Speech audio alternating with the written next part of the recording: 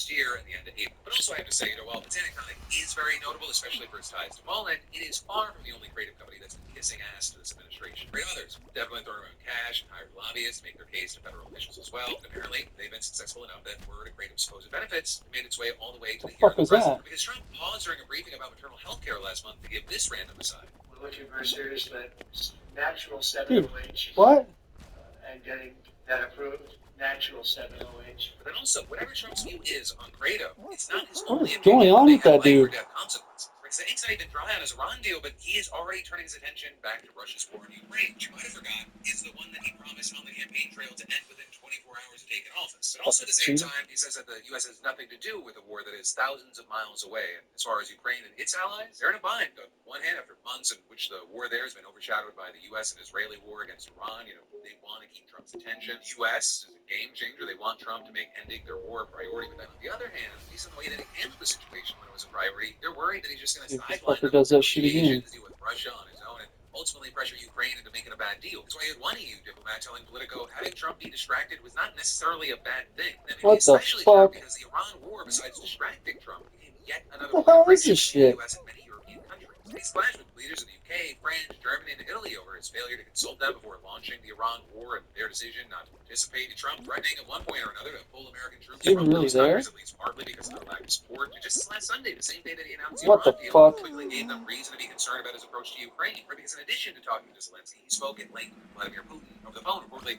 telling the Russian president that he's ready to help end the war in Ukraine. And an aide to Putin later said that Steve Witkoff and Jared Kushner would soon be traveling to Moscow for talks. And then also, the next day, notably ahead of the gathering of the G7 in France, Russia fired hundreds of drones and dozens of missiles at Ukraine's biggest cities, killing at least 11 people and setting fire to one of the holiest cathedrals in the Eastern Orthodox Church. And then today, as talks continued, Ukrainian drones targeted an oil refinery in Moscow, roughly 10 miles from the Kremlin. And Zelensky was at the G7 summit, claiming in a statement, this is just a response to Russian strikes and prolonging the war by the Kremlin. But also with all that, right, realistically, despite the concerns about what the fuck is this? The United States may be the only one with the weight to actually bring Putin back to the negotiating table. And there are also signs so far that he might be willing to take a backseat without pulling back entirely. So for instance, he said that the U.S. would likely reimpose sanctions on Russian oil shipments that were eased to help lower oil prices after the Iran war began. Zelensky also said that he had spoken with Trump privately, emphasizing Ukraine's need for air defense missiles. He's just clipping through that shit. Missiles. He had Trump saying after the meeting that Russia is the one who should make a deal. But Trump also claiming at the summit that his name is fitting. Back in the rearview mirror, and that he is now going to do whatever he can to end That's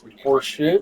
Now that this is finished, we are going to be focusing on that and see if we can get that one done. But then also, at another point, you had him arguing, look, we have nothing to do with it. It has no impact on us other than we sell weapons. We're thousands of miles away. So there's just this big hanging question of what role the United States is going to play in future talks and what stance it'll take. Especially as the UK, France, and Germany, they only recently took their first steps. That's a new one. I ain't seen this one before. Representatives to speak with Russia's deputy foreign minister last week. Right, they reportedly reiterated European demands for a complete and immediate ceasefire, strong security guarantees for Ukraine, and the use of the current front line as a starting point for any talks. So you have European and Ukrainian officials now working to get the Trump administration on board with this position, especially urging the White House to drop any suggestion that Ukraine should give up any territory. Right, as all that's been playing out, Ukraine began the first phase of official negotiations to join the European Union. So kicking off a process that's going to require its government to adopt thousands of laws over several years and then get the unanimous approval of all current members. And this notably has already been criticized for moving so slowly on reforms that it agreed to with the EU in a 10-point finalized deal last year, including measures to strengthen the independence of the anti-corruption agencies. And those anti-corruption agencies, they're really a sticking issue right now because Zelensky once tried to push the reforms to make those agencies less independent.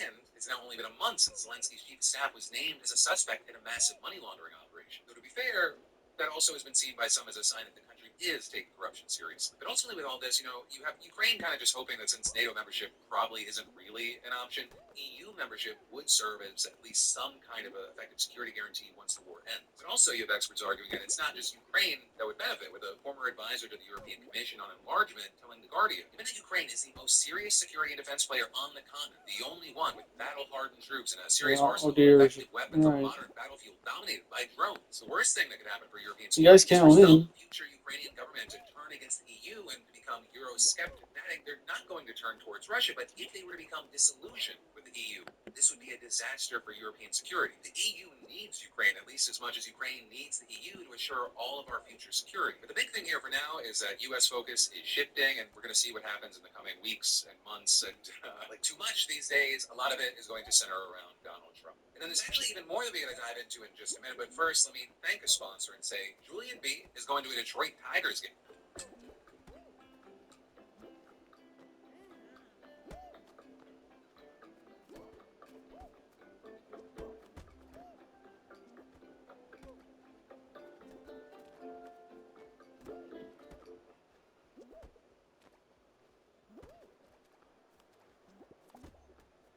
I've never had smoother nuts. You don't even need to look down to use it. This is the Flex series. It's easy to use without worrying about making a wrong move. And you don't need to hold the skin tight or check for missed spots either. The 5 rotary blades cuts hair close without nicking your balls. And because the hair stays trapped inside, Amen.